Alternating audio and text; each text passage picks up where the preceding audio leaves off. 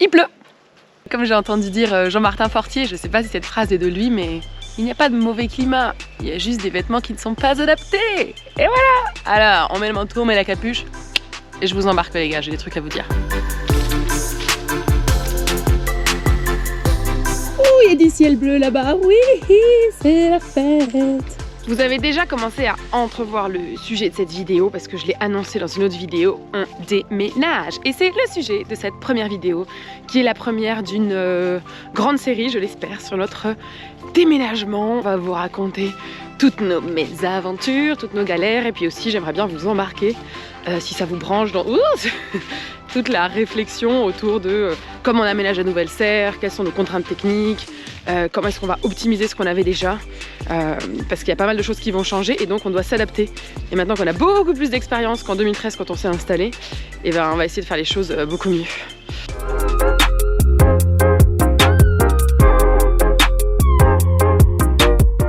En attendant, il est temps de dire au revoir à notre petite serre.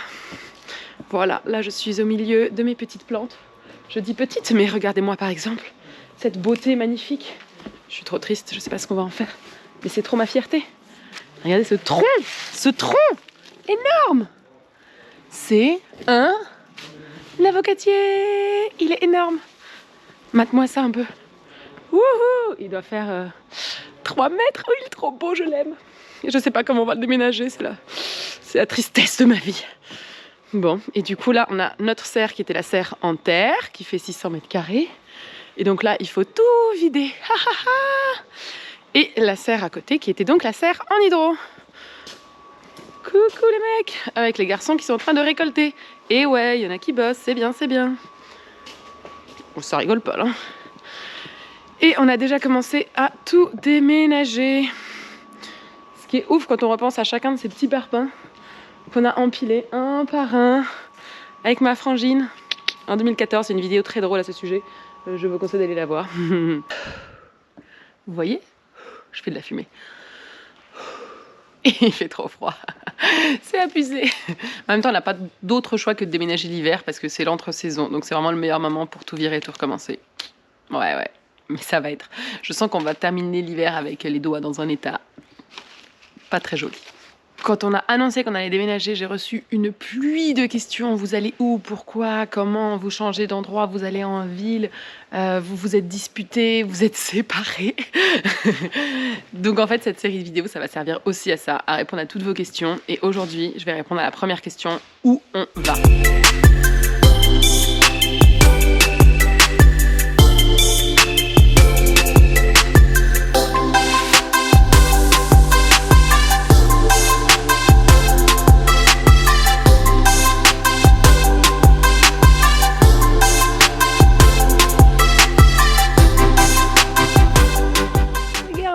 C'est notre petite sœur d'amour. Je suis trop triste et trop nostalgique de partir d'ici. On a quand même vécu des moments de dingue dans cette serre et je l'oublierai jamais. Voilà, je vais arrêter là sinon je vais me mettre à pleurer.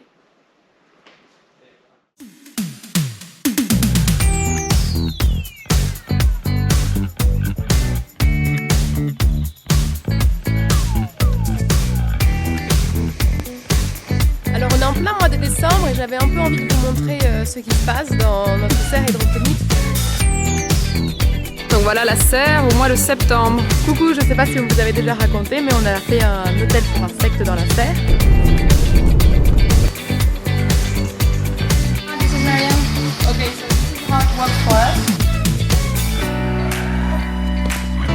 Bonjour Marion, merci de m'accueillir dans le Gers, chez les sourciers. On n'a même pas peur.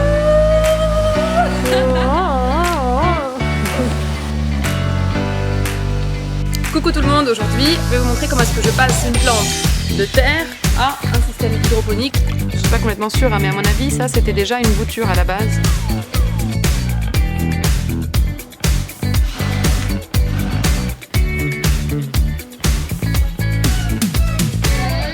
Bonjour à tous, moi c'est Marion, et avec Nicolas, mon mari, on gère une ferme hydroponique. L'idée de cette chaîne, c'est vraiment de faire un partage de connaissances.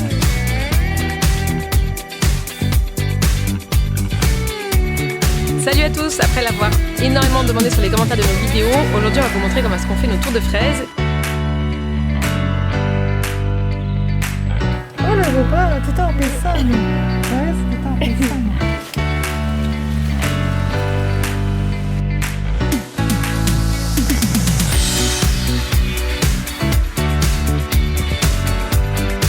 Bonjour à tous, aujourd'hui on reçoit Adrien qui travaille pour Copper.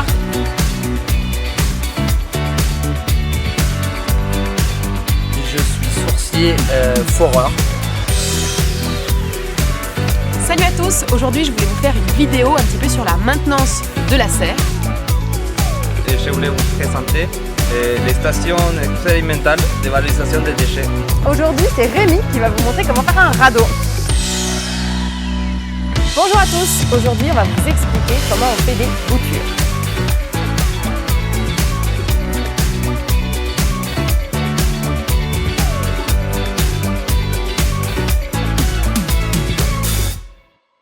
Pour moi, une serre, c'est plus qu'un outil de travail.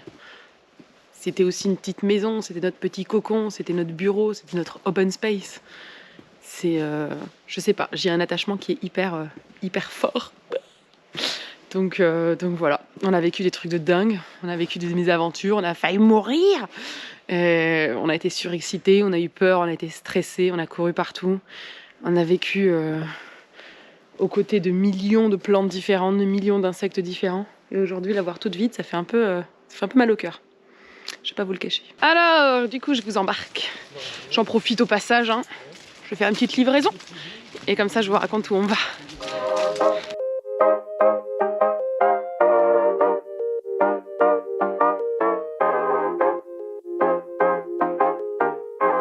Première question, pourquoi est-ce qu'on déménage? Eh bien tout simplement parce que notre contrat de location prend fin. C'est aussi bête que ça. Et donc il faut qu'on trouve un nouveau terrain pour monter la serre. Contrat de location, pourquoi? Parce qu'on n'était pas propriétaire de la serre. Nous, quand on est arrivé en 2013, on n'avait aucune idée si notre projet allait marcher ou pas. Donc en fait, on s'est pas endetté pour acheter une serre. Non, on a cherché une serre qui était déjà montée, qui était à louer, pour tester, voir si ça marchait. Et d'ailleurs, on n'était pas censé rester ici, mais après ça, comme on était trop heureux, on a décidé de rester. Donc on a été locataire pendant 8 ans de cette serre et sur la fin du contrat, on a fait un contrat location-vente où en fait, au fur et à mesure, on payait un loyer un petit peu plus élevé et au bout de X années, la structure de la serre nous appartenait, mais pas le terrain. Et donc c'est pour ça que là, à la fin du contrat, les propriétaires veulent récupérer leur terrain nu parce que c'est vrai qu'ils ont des gîtes et une serre, c'est pas hyper décoratif dans un jardin et donc ils nous ont demandé de la déménager. Et donc on s'est posé beaucoup de questions. Qu'est-ce qu'on va faire? Est-ce qu'on appelle un ferrailleur qui nous débarrasse de cette serre qui a quand même plus de 30 ans, donc c'est quand même un vieil outil, et nous on achète autre chose? Est-ce qu'on s'installe ailleurs? On a fait un énorme brainstorming et ça a été assez compliqué de se dire qu'est-ce qu'on veut pour notre vie? C'est toujours très excitant et très stressant ce genre de questions. Voilà. Première question qu'on se pose, c'est en fait où est-ce qu'on veut vivre?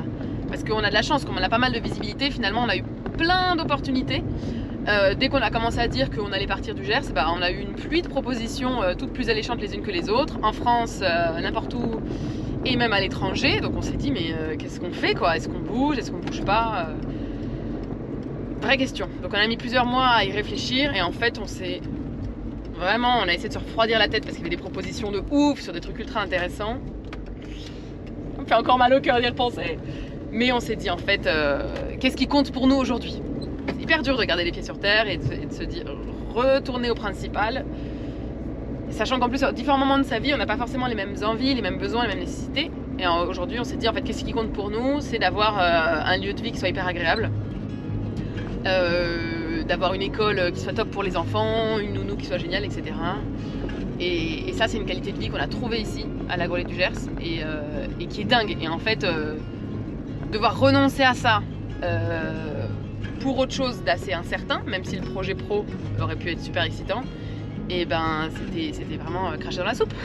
J'adore cette expression, c'est dégueulasse. Donc on s'est dit on va pas cracher dans la soupe, on est trop bien ici, on va pas ruiner ça pour des raisons professionnelles, on va se débrouiller de façon à ce que ici professionnellement ça continue à être de la bombe. et parce que ça se passe très bien. Et voilà, et on va garder cette qualité de vie qu'on chérit tellement. Et donc on a décidé de ne pas déménager de maison en tout cas, et de rester à la Grollet du Gers. Et donc là la question se posait de oh my god, qu'est-ce qu'on va faire à la Grollet du Gers? Et voilà, bienvenue à la Grollet, le plus beau village du monde. Je suis tellement fan, j'en parle d'ailleurs en détail dans mon livre. Si vous ne l'avez pas acheté, il est encore temps de l'acheter, il en reste encore quelques-uns à vendre. Mais donc c'est le village où on est atterri et qui est en fait un village extraordinaire parce qu'il est plein de belles valeurs, en plus d'être absolument trop mignon, même si là aujourd'hui il pleut. On a ici un naturopole, ouais, magnifique, trop beau.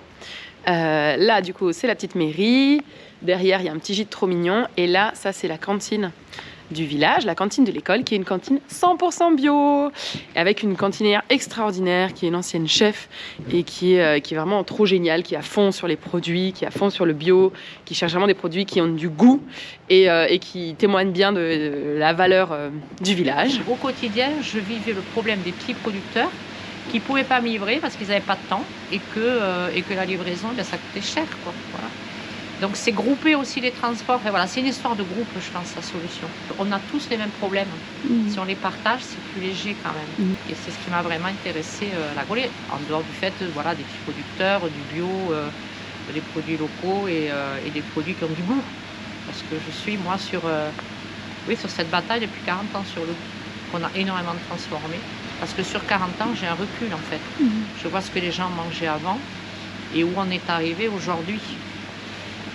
Et on a perdu le goût des choses. Si on perd le goût des choses, on perd le goût de la vie. Voilà. Et donc la mairie avait un projet. La mairie a toujours plein de projets de toute façon. Et en fait, ce qui est en plus très très cool avec cette mairie, c'est que quand ils ont des projets, en fait, ils les mettent en œuvre. Et pour moi, c'est important. Les gens qui font des choses, pas juste qui racontent des choses, mais les gens qui font des choses. Et son projet, c'était de faire une serre pour autoproduire les légumes bio qui sont ensuite servis à la cantine pour l'école du village, donc l'école où vont mes enfants, donc quand même très important aussi. Et donc le maire me dit, bah nous on va construire une serre pour autoproduire les légumes bio du village, et ce sont les cantonniers qui sont à charge de cette production. Et moi j'ai dit, mais attends, t'es sérieux là? Tu vas construire une serre? Mais moi je cherche à déménager, je veux rester à la Grollet. Et donc on a décidé de faire ce projet ensemble, oui. Ça c'est le gîte, il n'est pas trop beau le gîte du village? Je vous fais vraiment la visite touristique. Et donc, qu'est-ce qui s'est passé? La mairie a acheté un terrain juste à côté du centre-ville, donc littéralement à 3 km de là où on était. Et un terrain magnifique, avec un lac, avec un bois, avec une vue, et avec une jolie petite zone plate. Et donc, on a décidé de faire construire une serre sur ce site. Attention, on est arrivé sur le site. Donc pile poil à 3 km de là où était notre ancienne serre. C'est un site trop beau, même si là il pleut, vous le voyez pas. Derrière moi il y a un lac, et derrière il y a le terrassement qui a déjà été fait. Et là je vais aller vérifier si les plots béton ont été coulés dans le bon sens ou pas dans le bon sens. Et donc sur ce site, la mairie a déjà commencé à aménager une culture en permaculture, en bio, en pleine terre. Donc il y a déjà des légumes bio qui ont été produits pour le village ici. Donc la serre, l'idée c'est de faire vraiment un complément. Donc on démonte toute notre serre et on remonte toute notre serre. Donc 1200 mètres carrés. Et l'idée c'est que 600 mètres carrés soit pour la mairie, 600 mètres carrés soit pour les sourciers. La mairie va produire pour la cantine bio du village, et les sourciers vont produire pour leur chef comme d'habitude, parce que nos petits chefs, on va pas les lâcher comme ça, on est trop bien avec eux, ça se passe super bien, et nous on veut continuer cette activité. Donc ça, c'est une chose qui ne change pas. Donc, ce qui change, c'est que juste qu'on déménage la serre et qu'on recommence, et on va pas forcément avoir les mêmes systèmes de culture, et surtout, on va pas du tout avoir la même organisation humaine. Donc ça, c'est une grosse nouvelle. Je suis pas prête à vous l'annoncer aujourd'hui dans cette vidéo, mais si vous vous abonnez, vous mettez la cloche, vous aurez les notifications quand la prochaine vidéo de cette série sortira, et je pense que j'en parlerai dès la prochaine vidéo. Et vous allez mieux comprendre du coup plein de choses. J'ai envie de vous raconter. Donc à la question pourquoi est-ce qu'on démonte et qu'on remonte notre serre au lieu d'en faire construire une, sachant qu'aujourd'hui on a un modèle économique qui marche, on pourrait se dire qu'on en reconstruit une, parce qu'on pourrait facilement trouver les sous, emprunter, montrer qu'on peut rembourser, mais on trouve que c'est plus écologique, c'est surtout la mairie qui est vraiment dans cette démarche, qui nous a poussé dans cette démarche de dire c'est plus écologique de démonter et de remonter une serre plutôt que d'en faire construire une neuve. Donc c'est pour ça qu'on fait ce challenge fou, nous et la mairie. Oh, il y a beaucoup de boue, comment je vais faire? Alors, où est-ce que je mets mes pieds? Bonjour.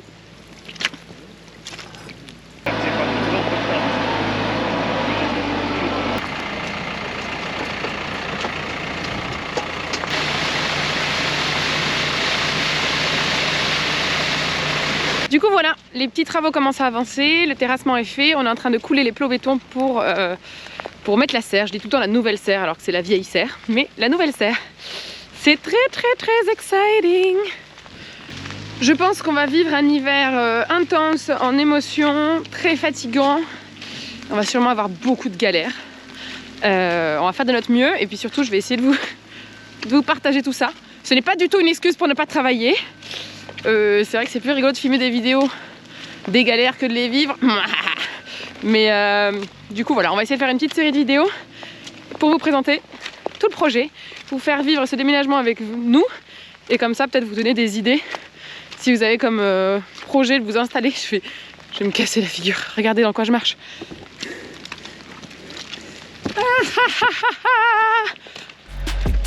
Ciao, bisous, abonnez-vous, mettez des pouces en l'air et achetez mon livre.